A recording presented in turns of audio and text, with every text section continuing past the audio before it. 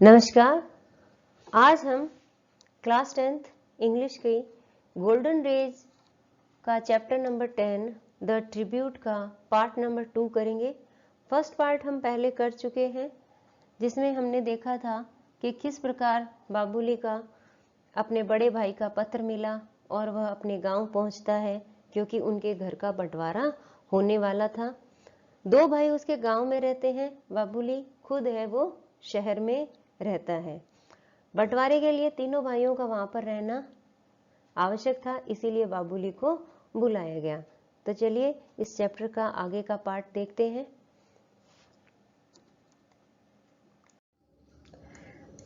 We are walking on the village road, dusty and ever the same. हम गांव की वही पुरानी धूल भरी सड़क पर चल रहे थे। I was usually crossing the street along to go to a teacher in the evening for tuition. अब राइटर को फिर अपने पुराने दिनों की याद आने लग गई है। तब वो कह रहा है I was usually crossing the street. मैं प्रायः सड़क को पार करते समय along to go to teacher in the evening tuition. मैं शाम के समय अपने टीचर के घर ट्यूशन पढ़ने के लिए जाया करता था। It was generally late and dark when I returned from my studies. और प्रायः जब मैं अपनी पढ़ाई करके लौट रहा होता था तब अंधेरा हो जाता था। Unfailingly, नियमित रूप से, my elder brother would be there to escort me back home lest I should be frightened. प्रायः नियमित रूप से मेरे बड़े भाई मुझे वहाँ घर पर साथ ले जाने के लिए वहीं रहते और उन्हें यह लगता था कि आई शुड बी फ्राइटेंड, कि मुझे डर ना लगे, इसलिए वो वहीं पर होते थे। He would carry the lantern, my bags of books and notes. वो लालटेन मेरा किताबों का थैला और वो नोट्स पकड़े रहते थे। I had to follow him to do so, और मुझे उनके पीछे पीछे चलना था।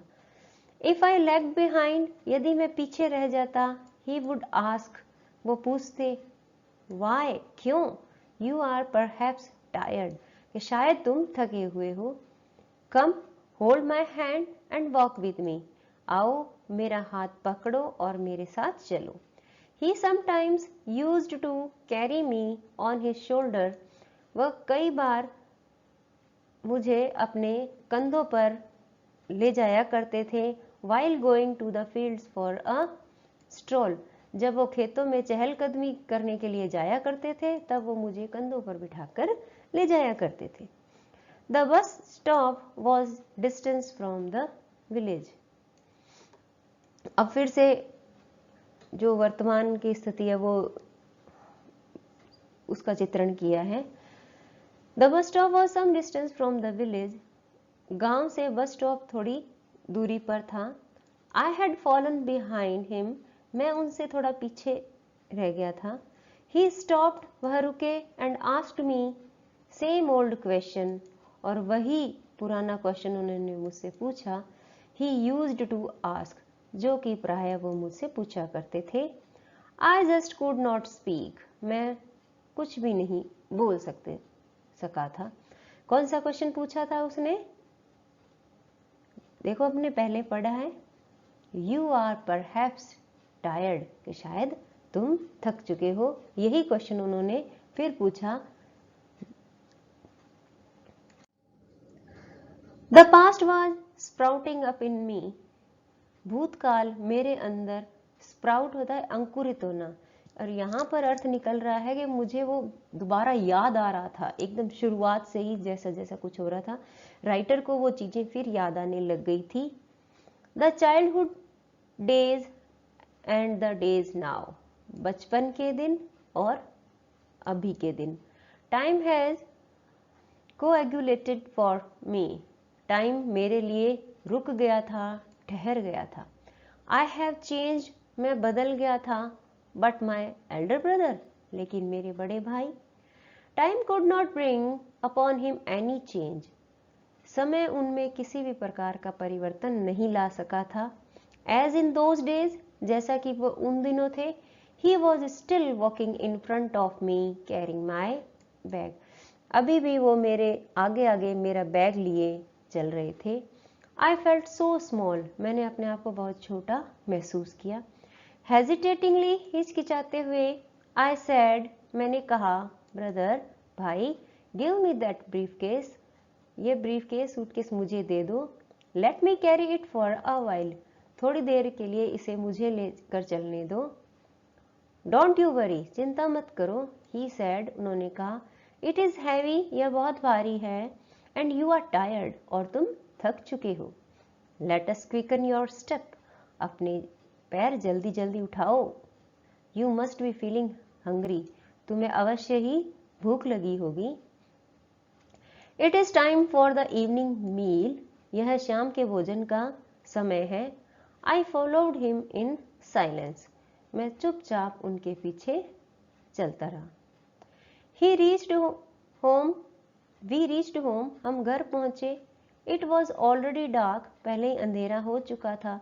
The time for the lighting of wicks before the sacred tulsi plant, पवित्र तुलसी के पौधे के आगे बत्तियां जलाने का समय हो गया था। जैसा कि भारतीय संस्कृति में होता है कि शाम के समय तुलसी के पौधे के आगे दिया बत्ती जलाया जाता है।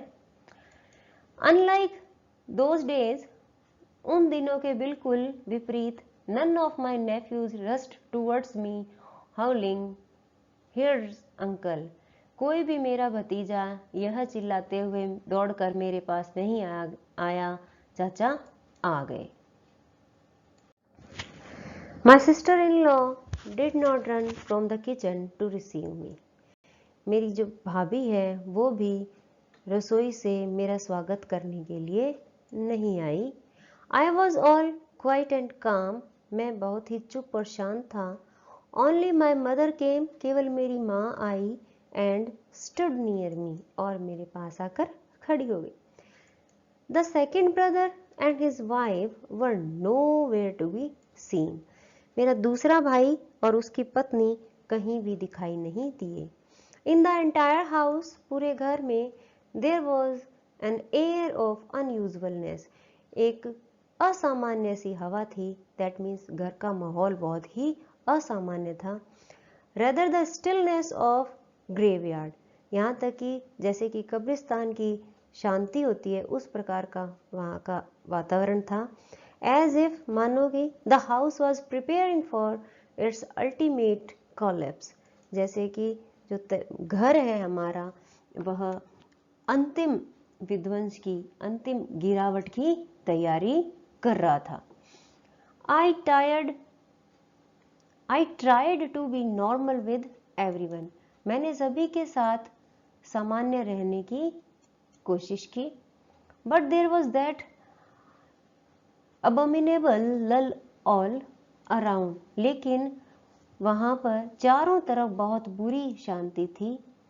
माई second brother and his wife, in spite of their presence at home, showed no emotion, मेरा दूसरा भाई और उसकी पत्नी घर पर होने के बावजूद भी उन्होंने कोई भी तरह की मेरे साथ भावनाएं प्रदर्शित नहीं की, यानी कि वो उससे ढंग से मिले तक नहीं। They were all set for the partition and they cared for nothing else, वो सभी बंटवारे के लिए तैयार थे और वो किसी भी चीज को उनको परवाह नहीं थी। I could not sleep that night, मैं उस रात सो नहीं पाया। And the following morning passed quite uneventfully, और अगली सुबह भी बिना किसी विशेष घटना के बीत गई। इट वॉज मिड डे, यह दोपहर का समय था। 7 or 8 people had gathered in a courtyard to supervise the division, बंटवारे का सुपरविजन करने के लिए यानी कि पर्यवेक्षण करने के लिए हमारे आंगन में 7-8 लोग इकट्ठे हो गए। वी 3 brothers were present, हम तीनों भाई वहां पर उपस्थित थे। Mother was not to be seen anywhere in the vicinity. माँ आसपास के क्षेत्र में कहीं भी दिखाई नहीं दी. We were waiting for the final separation.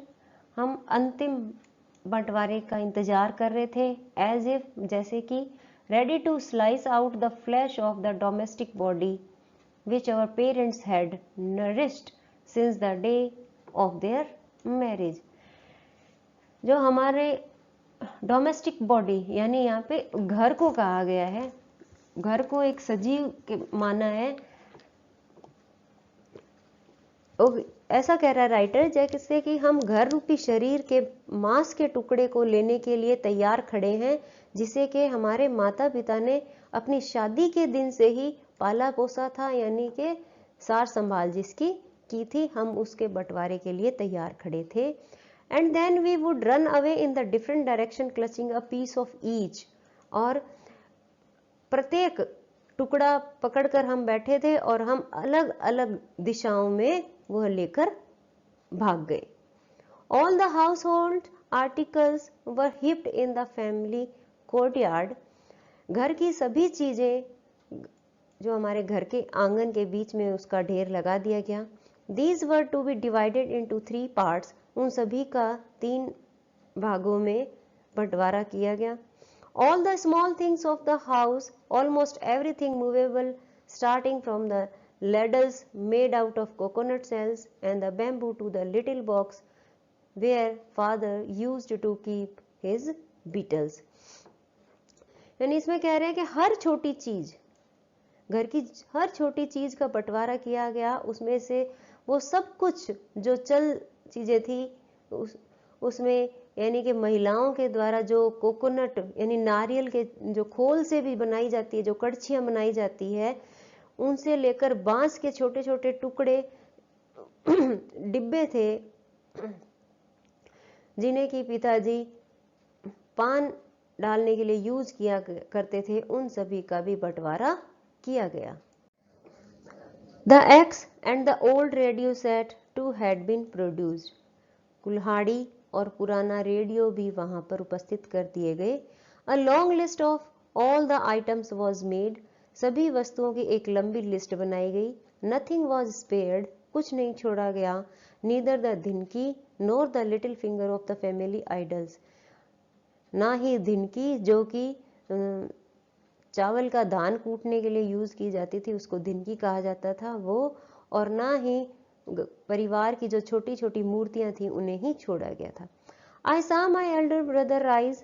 मैंने मेरे बड़े भाई को खड़े होते हुए देखा. He stopped for a moment near the pile of things. वह वस्तुओं के ढेर के पास एक क्षण के लिए रुके. And unfastened the strap of his wristwatch and placed it on the heap with the other things. उन्होंने अपनी हाथ घड़ी का फीता खोला और उसे भी वस्तुओं के ढेर के साथ रख दिया. Perhaps शायद a tear trickled down his cheek. आंसू उनके गालों से लुढ़क गए थे. With a heavy sigh he left the place. एक गहरी सांस के साथ उन्होंने वह स्थान छोड़ दिया. That means वो वहां से चले गए. I had often heard him. मैंने प्राय उनसे यह सुना है that कि father had bought him that wristwatch when he was in his 11th class. पिताजी उनके लिए यह घड़ी तब खरीद कर लाए थे जब वह 11th क्लास में थे. But I also remember well, लेकिन मुझे यह और भी अच्छी तरह से याद है. In my MA final year, जब मैं MA final year में था, he had mortgaged that watch, कि उन्होंने उस घड़ी को गिरवी रख दिया था. To send me money to go to Delhi for an interview. Delhi interview जाने के लिए मुझे पैसे भेजने के लिए उन्हें उसी घड़ी को गिरवी रख दिया था. He had sent me an amount of 150 rupees. उन्होंने मुझे 150 रुपए भेजे थे, यानी 150 रुपए भेजे थे. I remember clearly. मुझे बहुत ही अच्छे से याद है. No one knows whether the wristwatch would come back to him or not. कोई नहीं जानता था कि वो उनकी हाथ की घड़ी थी उन्हें वापस कभी मिलेगी या नहीं। His action seemed symbolic on his snapping all his attachment with the past. उनका ये जो कार्य था, कौन सा कार्य, जो उन्होंने अपनी हाथ की घड़ी खोल के उस सामान के साथ रख दी थी, उसी कार्य के बारे में बात कर रहे हैं। His action seemed symbolic, उनका यह कार्य इस चीज का प्रतीक था कि वो जो भी भूतकाल में, अतीत में घटनाएं घटी है, उनसे एकदम से उन चीजों को, जो उनका सम्मान था, प्रेम था, अटैचमेंट था, लगाव था, उससे वो एकदम दूर हो रहे हैं और उसको एकदम से त्याग रहे हैं। I was silent, मैं चुप था। My elder sister in law was in the backyard. मेरी बड़ी भाभी घर के पीछे वाले क्षेत्र में थी। My second brother was often whispering things into his wife's ear. मेरा दूसरा भाई प्रायः कुछ अपनी पत्नी की कानों में फुसफुसाता। And was there taking his place with us. और फिर इसके साथ ही वो हमारे साथ में बैठ गया। It was like the butcher's knife going to the stone to sharpen itself. ये ऐसे था जैसे कि कसाई अपने चाकू की धार को तेज कर रहा था। The elder brother was calm and composed. मेरे बड़े भाई बहुत ही शांत और स्थिर थे। Like a perfect gentleman, he was looking at the proceeding dispassionately. एक पूर्ण भद्र पुरुष की तरह वह इस जो भी कार्रवाई हो रही थी उसको एकदम विरक्त होकर, अलग होकर ध्यानपूर्वक देख रहे थे।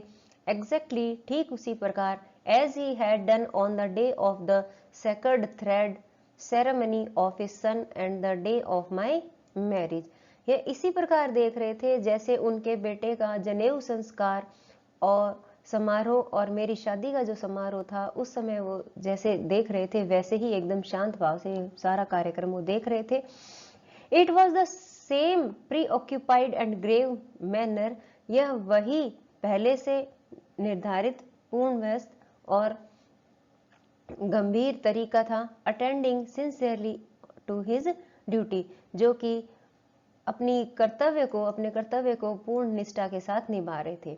While discussing anything with my second brother, मेरे दूसरे भाई के साथ सब कुछ चीजें डिस्कस करते समय, he had that same calm and composed voice. उनकी वही शांत और स्थिर आवाज थी। That means वो बहुत ही शांत स्वभाव में थे। उनका इस पूरी कार्रवाई में भी बात करने का तरीका नहीं बदला था। Not a sign of disgust and regret. कहीं पर भी घृणा और दुख का भाव नहीं था। I remember, मुझे याद है, the year father died, जिस साल पिताजी की मृत्यु हुई थी। We had to live under a great financial strain. हमें बहुत ही आर्थिक तनाव का सामना करना पड़ा था। It was winter, वह सर्दी थी। The chill was as its height. सर्दी अपनी पराकाष्ठा पर थी। That means उस समय बहुत ज्यादा ठंड थी। We had a limited number of blankets. हमारे पास सीमित संख्या में कंबल होते थे। The cold was so biting. ठंड इतनी अधिक होती थी। Particularly at midnight. विशेष रूप से आधी रात के समय। That one blanket was not enough for one. कि एक कंबल एक के लिए पर्याप्त नहीं होती थी। That night, उस रात, I was sleeping in the passage room. मैं गलियारे में सो रहा था। When I woke up in the morning, जब मैं सुबह उठा, I found my elder brother's blanket on me. मैंने पाया कि जो मेरे ब्रदर की ब्लैंकेट थी, बड़े भाई की ब्लैंकेट थी, कंबल थी, वो मेरे ऊपर थी। Added to mine, मेरी भी उसी के साथ थी, यानी मैंने वो दोनों कंबल ओढ़ रखी थी। Early at dawn, he had left for the field without a blanket on his shoulders. प्रातः जल्दी ही वह अपने कंधों पर बिना कंबल के ही खेतों की तरफ चले गए थे।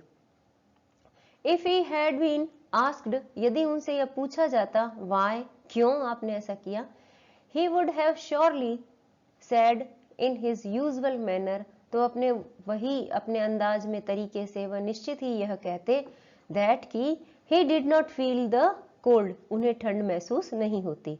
Now I have a comfortable income, अब मेरे पास मेरी जो इनकम है वह मेरे बहुत पर्याप्त है। Yet it had never occurred to me think of buying any warm cloth for my elder brother, फिर भी मेरे दिमाग में कभी भी यह विचार नहीं आया कि एक गर्म कंबल मैं अपने बड़े भाई के लिए खरीदूं। He is still satisfied and happy with that old tattered blanket, वह अभी भी उसी फटी हुई कंबल के साथ संतुष्ट थे और खुश थे। That he had covered me with once, जिसे कि उन्होंने एक बार मुझे उड़ाया था। The same blanket was there before me, वही कंबल मेरे सामने था with all the other things, सभी दूसरे सामानों के साथ। I shivered with the cold and my own ingratitude, मैं ठंड और अपनी खुद की अकृतज्ञता से कांप रहा था। The process of division was finally over, बंटवारे की जो प्रक्रिया थी वह अंततः खत्म हो गई। Whatever the second brother demanded, दूसरे भाई ने जो कुछ भी मांग की थी, my elder brother agreed to it with a smile, मेरे बड़े भाई ने एक मुस्कुराहट के साथ उस सभी को मान लिया था। My second brother proposed me to buy the share of land that was given to me, मेरे दूसरे भाई ने मुझे मेरे हिस्से जो जमीन आई थी उसको खरीदने का प्रस्ताव भी रखा and offered 18,000 rupees as the price, और कीमत के रूप में मुझे 18,000 रुपए का भी उन्होंने ऑफर रखा, प्रस्ताव रखा। इन द इवनिंग, शाम को, my elder brother took me along with him to show me the paddy field that were to be mine, मेरे बड़े भाई मुझे अपने साथ में वो धान के खेत दिखाने ले गए जो कि मेरे हिस्से आने वाले थे।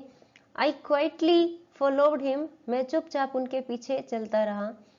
We move from boundary to boundary, हम सीमा से सीमा तक गए। एवरीवेयर, प्रत्येक जगह।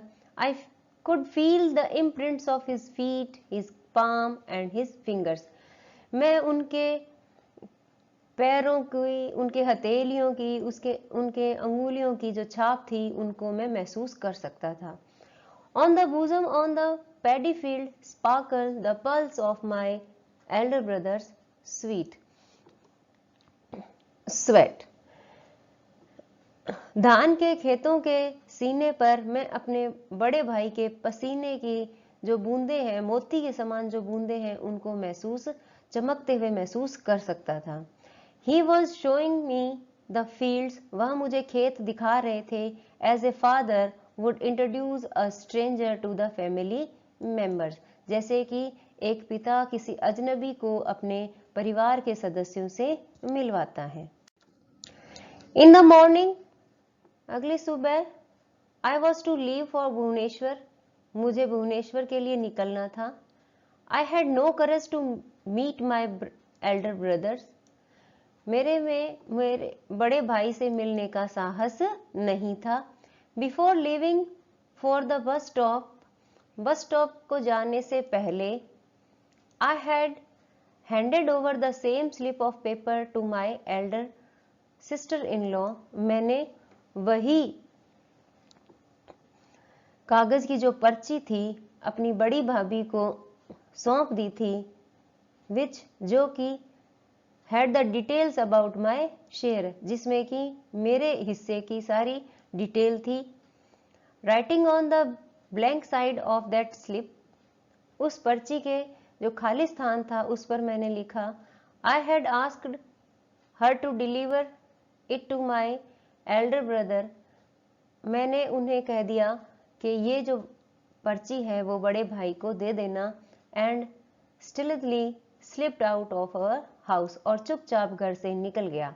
I had written, मैंने लिखा, brother, what shall I do with the land, मैं जमीन का क्या करूंगा। You are my land, आप ही मेरी जमीन हो। from where I could harvest everything in life, जहां से मैं जीवन की फसल से सब कुछ काट सकता हूं। I need nothing save you, मुझे आपके अलावा कुछ नहीं चाहिए। Accept this, please, कृपया इसे स्वीकार कीजिए। If you deny, यदि आप मना कर दोगे, I shall never show my face to you again, मैं दोबारा कभी आपको अपना चेहरा नहीं दिखाऊंगा। इसी के साथ हमारा ये चैप्टर पूरा होता है। उम्मीद करती हूँ आपको जरूर पसंद आया होगा। वीडियो के डिस्क्रिप्शन में आपको इसकी थीम भी मिल जाएगी और इसका जो फर्स्ट पार्ट है वो भी आपको जरूर देखना चाहिए, क्योंकि परीक्षा की दृष्टि से यह दोनों ही पार्ट बहुत ही इंपॉर्टेंट है। Thank you.